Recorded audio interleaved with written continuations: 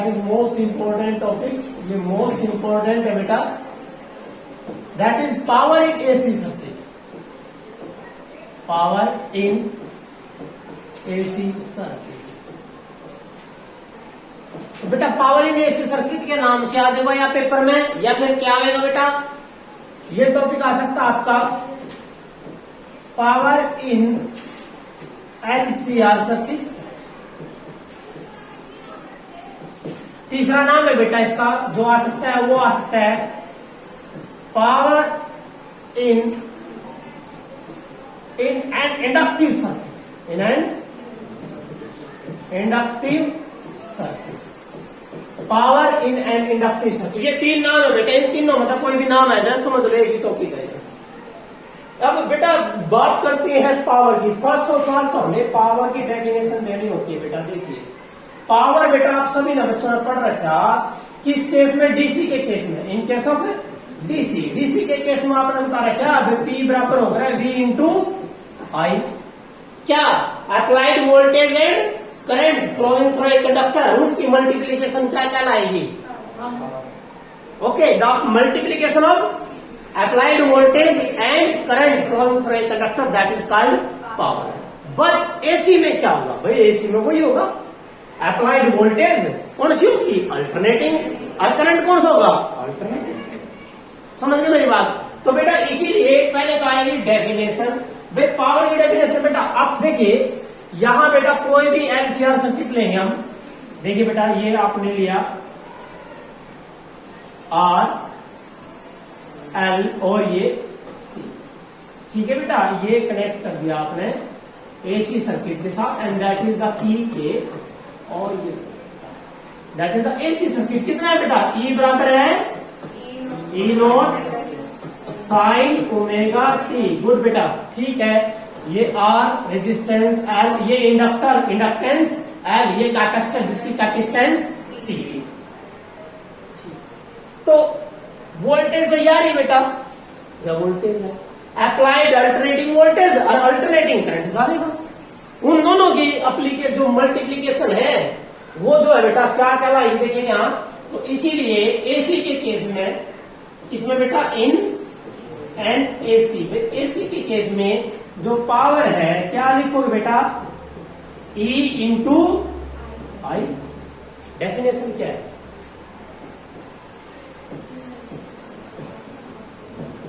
The product of किसका बेटा, yes, applied alternating voltage, applied alternating voltage and yes क्या बेटा, अल्टरनेटिंग करंट, अल्टरनेटिंग करंट जो क्या कर रहा है, flowing through circuit, flowing through the circuit, ठीक है बेटा, that is called ठीक है बेटा, ये डेफिनेशन आ गई पावर की। चलिए पहले डेफिनेशन लिख दी, अब सुनो ध्यान है, सर्किट कौन सा है, इंडक्टिव। इंडक्टर में करंट क्यों आगे जा रहा है पीछे जा रहा है, करंट। सुनो बेटा, नो नो, एक सिंपल नो नो, पीछे जाएगा। सुनो कैसे याद रखना, एक लॉजिक है। एल फॉर लंगड़ा, लंगड़ा आदमी पीछे होगा कब जाओगा, पीछे जाओगा, याद रहेगा। अब एल फॉर लंगड़ा, और लंगड़ा आदमी क्या चलेगा, पीछे चलेगा, पीछे चलेगा, करंट एल में क्या रहेगा, पीछे रहेगा, ठीक है, क्लियर है। तो इसका मतलब बेटा ये इंडक्टिव सर्किट है। तो देखिए बेटा अप्लाइड वोल्टेज क्या है, अप्लाइड वोल्टेज, अमनदीप क्या बेटे बताना, ई बराबर E naught sine omega t, equation 1 बेटे, ठीक है बेटा। बट सर्किट इज कैसा है बेटा, circuit is inductive, nature inductive है, और जब सर्किट इंडक्टिव है तो करंट क्या हो रहा है, पीछे रख रहा है, current should be lag behind by a phase difference, by a phase कितना बेटा फाइव। करंट पीछे रह गया तो करंट कितना होगा, I बराबर I not sine omega t minus 5, equation number 2। ठीक है बेटा। डेफिनेशन क्या थी, बाय डेफिनेशन क्या थी पावर की, T बराबर है E इंटू आई। तो बेटा मल्टीप्लाई कर दिया तो क्या बन गया, मल्टीप्लाई करो, E naught I naught sine omega t into sine omega t minus 5। ठीक है, यहां फार्मूला खोल दो बेटा, साइन ए माइनस बी का क्या होगा बेटा, sine A cos B minus cos ए। ठीक है बेटा, खोल दिया तो फार्मूला खोल लेता है। आपके पास पावर आई, पावर बराबर कितना है बेटा, E naught I naught sine omega t, और यहाँ इसकी पहले वो खोलेंगे बेटा, साइन इसकी वो मल्टीप्लिकेशन खोल दी, sine A sine omega t cos 5। ठीक है बेटा, sine A cos B minus cos A mean cos omega t and sine 5। ठीक है बेटा, क्लियर है। अब देखिए बेटा, इसकी गुणा करनी है इसके साथ भी और इसके साथ भी। तो नेक्स्ट जब आप मल्टीप्लाई करोगे बेटा तो पावर बराबर ई नॉट आई नॉट, एक मिनट देख लेते हैं साइंस के।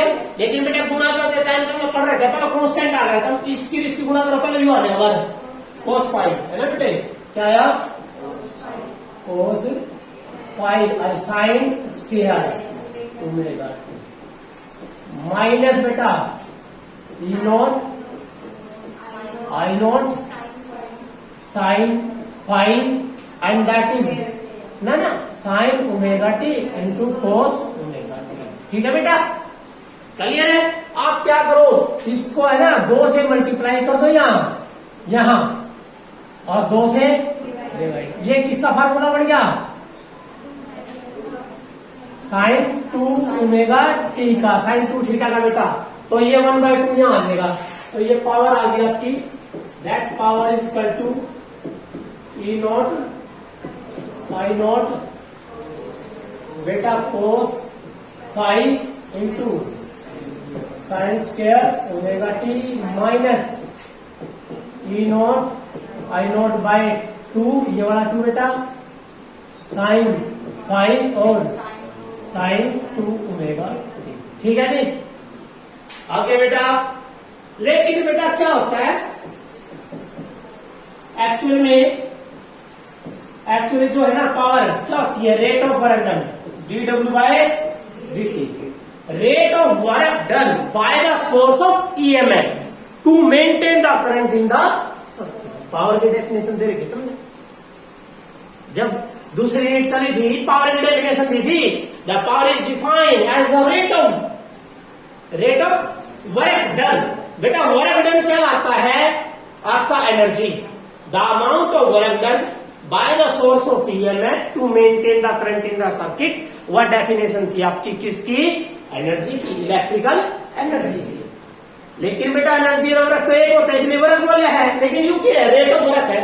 तो पावर क्या होती है, rate of work by the किसके द्वारा, bye the source of EMF, bye the source of EMF. क्या मेंटेन करने के लिए, करंट को मेंटेन करने के लिए इन द सर्किट। तो बेटा लिख दीजिए, ये क्या इक्वेशन आ गया, क्या पड़ेगा, dw बाय dt बराबर बेटा किसके आया,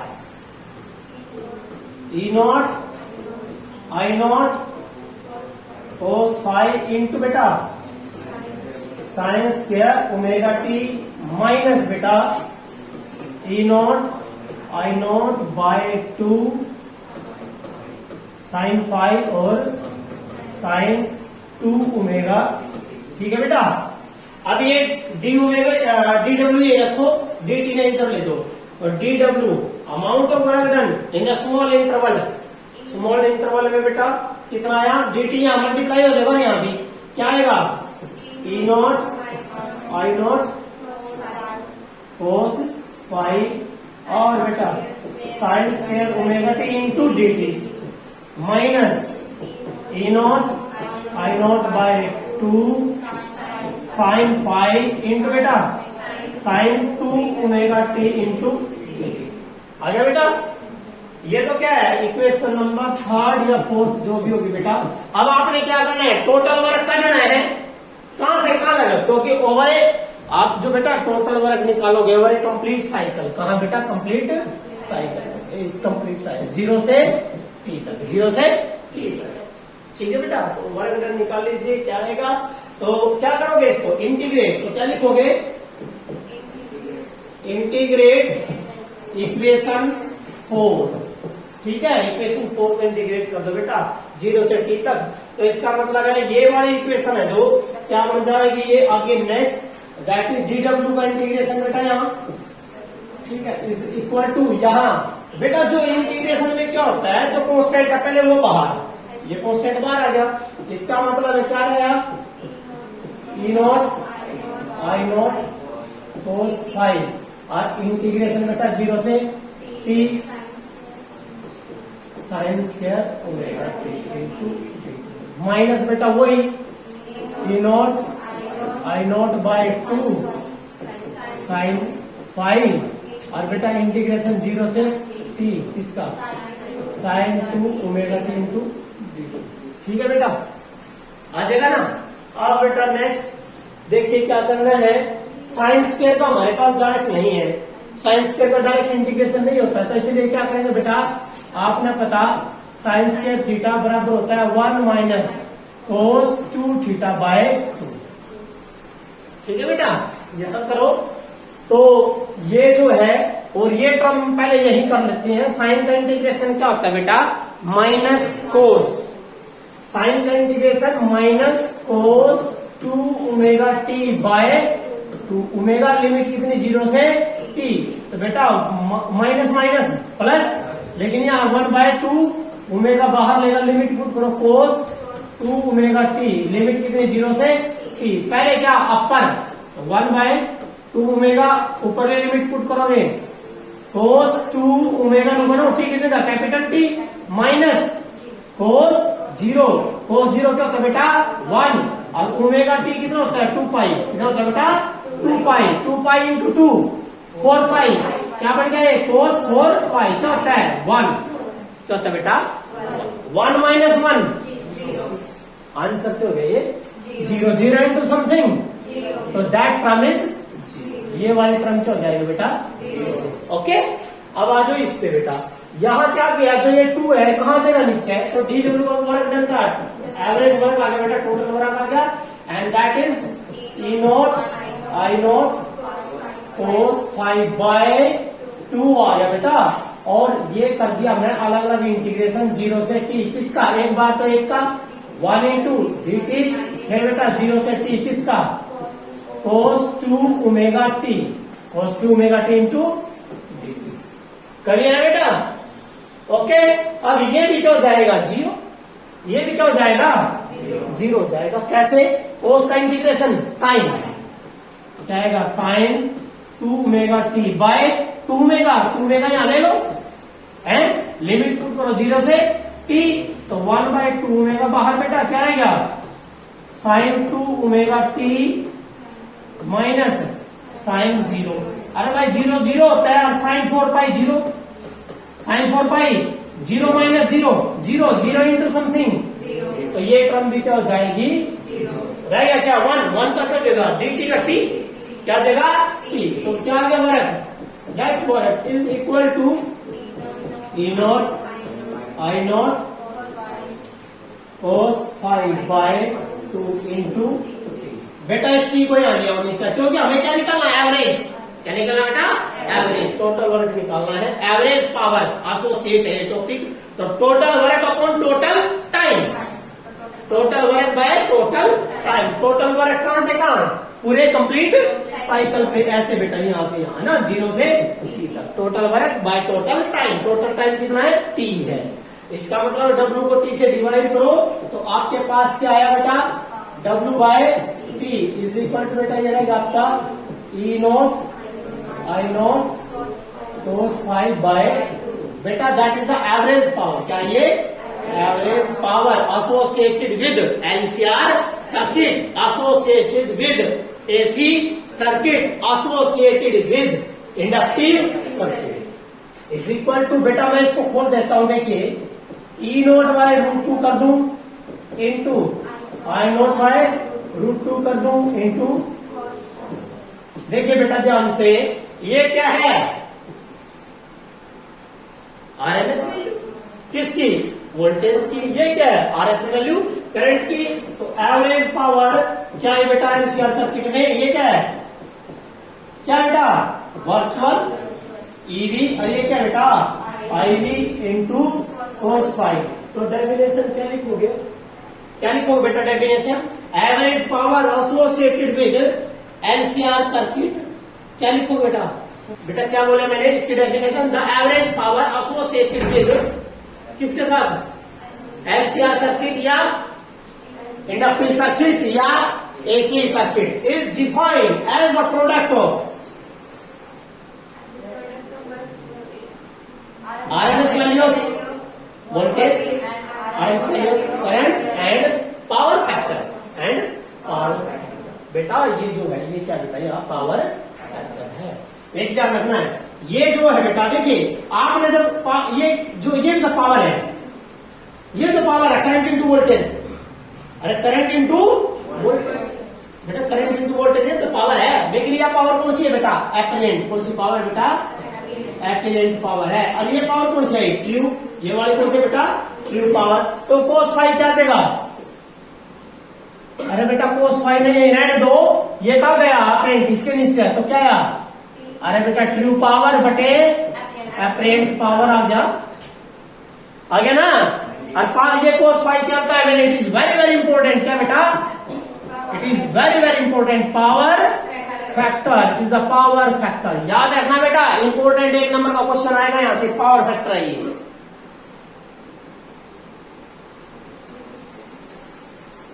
आप सुन बेटा, आप इसको है ना, आप इसको दूसरे तरीके से भी आप जो है cos फाई की वैल्यू वहां से भी निकल सकती है, क्योंकि मैंने आपको एक ट्रायंगल कराई थी, इंपीडेंस ट्रायंगल कराई थी ना, यहाँ क्या लिया था, फाई लिया था, ये क्या हो रहा है Z, ये क्या हो रहा है R, ये क्या हो रहा था XL माइनस XC हो रहा था ना। तो cos क्या होगा, cos क्या हो रहा है, आधार बटे करंट, आधार R बाय Z है, बेस बाय, ठीक है बेटा। तो यहां हम ये भी याद रखना है कि cos फाई क्या बन जाएगा, R बाय Z, Z का मतलब जब एलसीआर सर्किट है सीरीज में तो क्या बनेगा, R square plus XL minus XC, क्योंकि कौन सा सर्किट है वो, एलसीआर सर्किट है, एलसीआर में तो Z क्या हो गया है, ठीक है बेटा, हो गया। पावर फैक्टर की डेफिनेशन क्या लिखोगे, it is defined as the ratio of true power to the apparent power, it is defined as the ratio of, इसकी डेफिनेशन है बेटा, as the ratio of true power, as the ratio of true power to the apparent,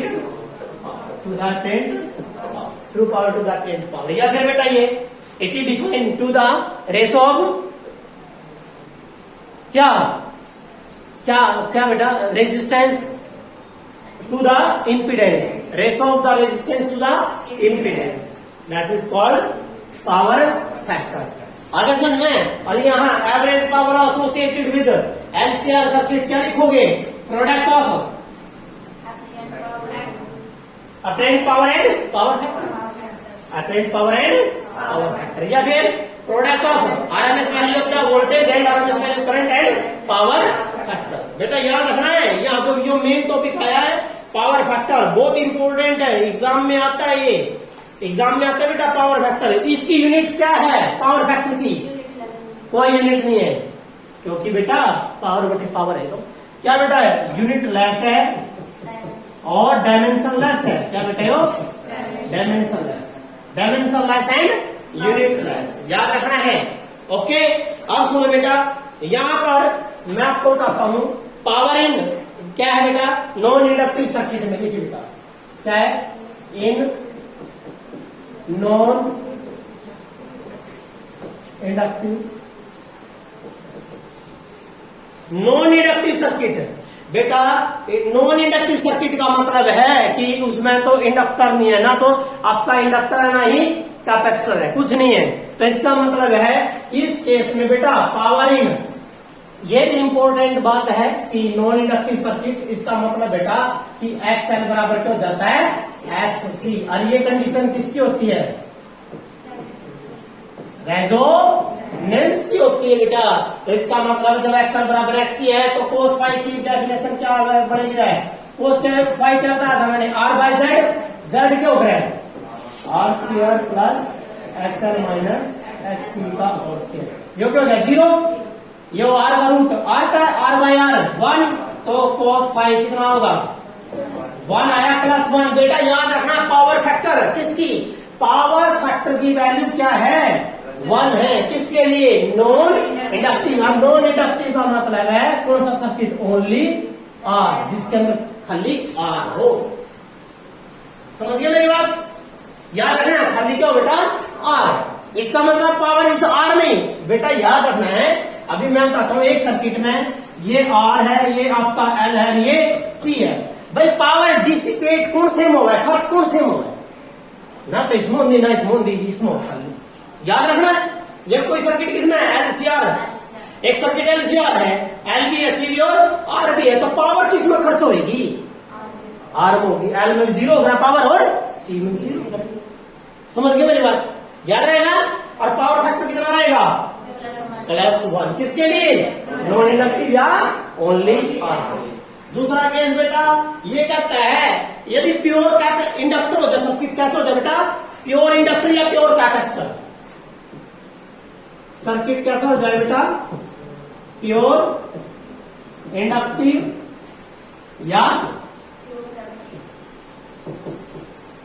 pure capacitive, pure capacitive या pure inductive. बेटा pure capacitive या pure inductive हो जाएगा बेटा, उस केस में याद रखना करंट था ना वो फाई किसका था, अरे करंट में तो था, लीड करंट नहीं, यही था ना, समझ गए बेटा।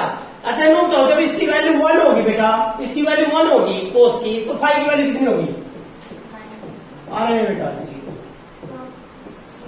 जीरो, कोस की वैल्यू 0 को 1 होती है।